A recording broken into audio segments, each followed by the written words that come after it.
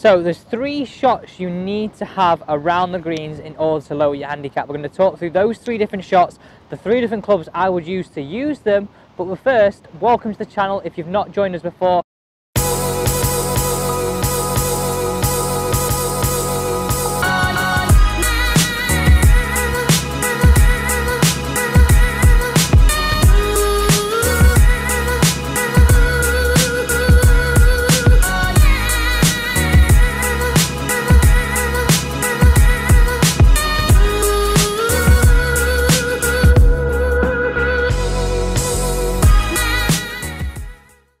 Welcome to Alex Elite Golf. Today we're at Turnberry, Trump Turnberry up in Scotland. Now, look at the view. I mean, it couldn't get any better for actually playing some golf here on the links. So let's get straight into it. So the first shot I feel that you really need to have around the greens is that chip and run with the 7-iron. It's that shot that's really easy to play, but not a lot of people actually play it. I think a lot of people would actually revert to lobbing it up into the air before running it on the ground. So let's just talk through simply how I want you to set up to it. Right, firstly, let's have that ball position closer towards our back foot than our front foot. Let's feel like that weight favours our lead side, so my left-hand side being a right-handed player. And then from there, once I've got into this position here, I want you to shuffle a little bit closer to the golf ball than you usually would. Normal 7-iron distance, let's shuffle a little bit closer, weight onto the lead side, roughly feeling like the butt of the club is on my left belt rung. And from here, all I want you to do is I want you to feel like with your right palm, you're going to underarm throw this towards the target. And that's as simple as I want you to keep it. Keep those fundamentals, keep this triangle feeling, and underarm throw it towards the target. And we'll start to see that nice descending blow, that nice nip off the turf, but ultimately getting that ball rolling sooner, and it becomes a lot easier. The expression I would use if you come for a lesson with me, would it be easier to throw it onto a penny 5 yards away from you, or throw it on the ball onto a penny 15 yards away from you? I think you can answer that one yourself. So comment down below, what club is your go-to club around the greens? Mine in this scenario is 7-iron, and let's get on to hitting this shot, then the next one, and then let's talk about those 2 other key shots you need around the greens. Ball towards the back of the stance, weight onto the lead side, shuffle a little bit closer, feel like you're going to underarm throw it.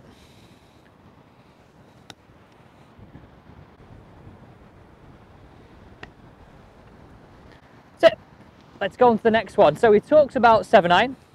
Let's now get onto that one with pitching wedge. So you can see here, I'm straight away reverting to wanting to get that ball running, not in the air. Now we do need that shot, and we'll get onto that shot next, but let's talk about the pitch and run with the pitching wedge. So in this scenario here, I always think I want to pitch this ball roughly 2 to 3 yards on, or the first available flat spot. Now, I find that's just roughly around here, and this allows me to match up my club to that. So use the rule of thumb and then match the club to it. So the key thing is, this setup is very similar to that 7-iron. Ball towards the back of the stance, weight on the lead side, and we want to underarm throw it. Now, the key thing I want you to remember here is in terms of the swing, let's feel like we match the backswing and through swing. Let's not have a long backswing, short follow through, or vice versa. Let's not have a short backswing and a long follow through. Let's see if we can get this one close. Picture it, use your imagination, ball towards the back, weight on the lead side, shuffle a little bit closer.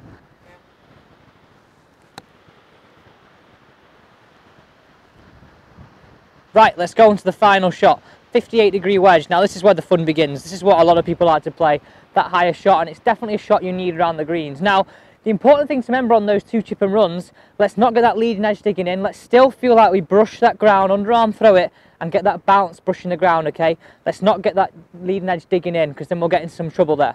Final scenario, back into the wind. So it's going to be a favourable shot because I can get it up into the wind and use that to my advantage here on a links golf course. But also, let's talk about a little about setup and how the swing may change a little bit and how our setup will change for the shot. So take a look at where we are here. Back into the wind, we've got a little bit of green to work with, but we're going up a level. So this is the reason why I want to play that little bit of a lofted shot, and I've chosen my 58-degree wedge for this. Now, this is my most lofted club in my bag, so this is the reason why, but some people may carry a 60, but for this shot here, I would generally float between a 56-degree wedge and a 60 when I'm just trying to loft it up, make it easy for yourself. So how does this setup change? I like to feel like now my stance goes club width apart still. I feel like I pull my left foot back a little bit more because there's going to be a little bit more speed in this. I like to feel like my hips are going to clear by themselves. If we have these feet parallel to our ball's target line, it then becomes a little bit harder. So let's get the feet just wide of a club width apart. Feel like we pull that left foot back, and this is the next really good thing I want you to think about. I want you to feel like before you grip this golf club, we just turn it a hair open and then take our grip. Do you see that there? So if I had it square here, this leading edge would all run flat. I want you to feel like you're going to turn it hair open, lay it down behind the golf ball, and then take your grip. So now we've added loft to this club face. And then from here, just feel like we've got a little bit of weight favouring that lead side. And I would, in this scenario here, I'd definitely take a few practice swings. Feel the turf, interact with the turf. And as opposed to the last shot feeling like it was quite a wooden movement, I definitely would like to feel a little bit of flair and a little bit of feel come into this shot. I don't think people kind of try and be too perfect with this. Let you feel, let you kind of, what I would say is show off in your own head on these shots. And I definitely think it will give you a chance to create a little bit more speed at impact, which is key to these shots, getting in the air and stopping quickly.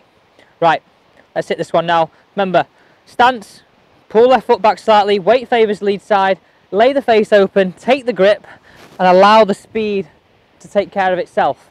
Be really aware you need some, but allow it to take care of itself. Match the length back and through.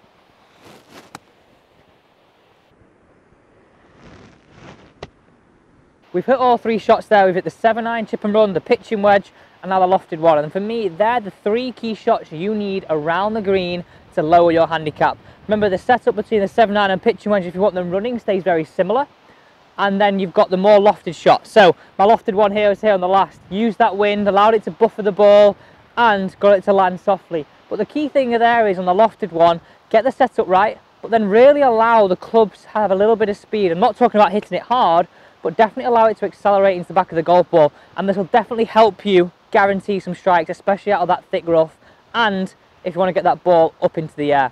Thank you for watching today's video on Alex Elliott Golf. Use those three shots, use those three tools in terms of those clubs around the green, and hopefully you'll start to see that handicap blower. Thank you for watching, and see you next time on Alex Elliott Golf.